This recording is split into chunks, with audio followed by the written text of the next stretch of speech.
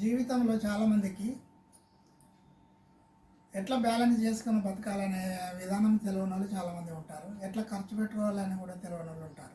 లేనప్పుడు లేదు లేదు లేదు అని బాధపడుతూ, ఉన్నప్పుడు ఉన్నదాన్ని ఎలా ఖర్చు పెట్టాలి, ఎలా వినియోగించుకొని ఎంజాయ్ చేయాలి అనే దాన్ని పాటించరు.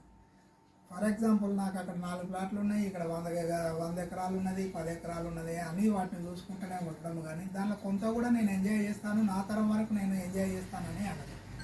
దీనివల్ల ఈ రెస్ట్రిక్షన్గా ఉండడం వల్ల ఏమైతుంది, స్నేహితులు దూరం అవుతారు, బంధువులు దూరం అవుతారు. కేవలం మన దృష్టి అంతా మనకున్నది నేను ధనవంతుని అని ఫీలింగ్ తోటే ఉండగలుగుతాము.